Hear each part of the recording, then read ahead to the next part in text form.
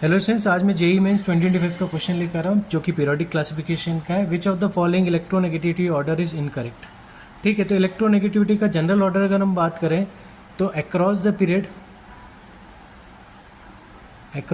जब हम जाते हैं तो वो इंक्रीज होता है, और डाउन द ग्रुप जब हम जाते हैं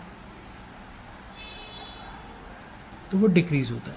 साइज़ के कारण साइज़ अक्रॉस द पीरियड घटता है तो इलेक्ट्रॉनिक बढ़ती है, और डाउन द ग्रुप साइज़ बढ़ता है इसलिए वो घटती है। अब पहला ऑप्शन लेते हैं, तो एल्यूमिनियम मैग्नीशियम के बाद आता है, बोरॉन उसके पहले ऊपर आता है, और नाइट्रोजन बोरॉन के बाद। ठीक है, बीच में कार्बन आएगा, बोरॉन कार्बन नाइट्रोजन। ठीक है, तो वो लिखो नहीं लिखो, बोरॉन के बाद नाइट्रोजन, बस इतना पता होना चाहिए।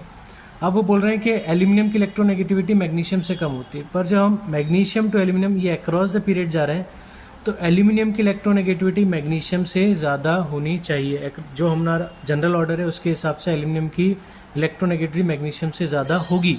ठीक है, क्योंकि इसका साइज़ छोटा है। तो ये जो फर्स्ट ऑप्शन है वही हमारा इनकरेक्ट है।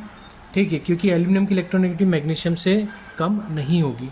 सेकेंड ऑप्शन भी चेक कर लेते हैं। एल्यूमिनियम, उसके बाद आता है सिलिकॉन, कार्बन उसके ऊपर, फिर नाइट्रोजन। तो एल्यूमिनियम से ज़्यादा सिलिकॉन, सिलिकॉन से ज़्यादा कार्बन। ठीक है, और कार्बन से ज़्यादा नाइट्रोजन, ये बिल्कुल करेक्ट है। ठीक है, अक्रॉस जाते हैं तो बढ़ती है, डाउन जाते हैं तो घटती है। बेरिलियम, फिर मैग्नीशियम, बेरिलियम के इधर बोरॉन और इधर नाइट्रोजन, बीच में कार्बन आएगा। तो मैग्नीशियम की कम है बेरिलियम से, बिल्कुल सही, डाउन द ग्रुप इलेक्ट्रोनेगेटिविटी घटती है। फिर बेरिलियम से ज़्यादा बोरॉन की, बोरॉन से ज़्यादा नाइट्रोजन की, तो ये भी करेक्ट है। सल्फ़र, क्लोरीन, ऑक्सीजन, इधर फ्लोरीन। तो सल्फ़र की सबसे कम, उससे ज़्यादा क्लोरीन की, फिर ऑक्सीजन, फिर फ्लोरीन, ये भी ऑर्डर बिल्कुल करेक्ट है।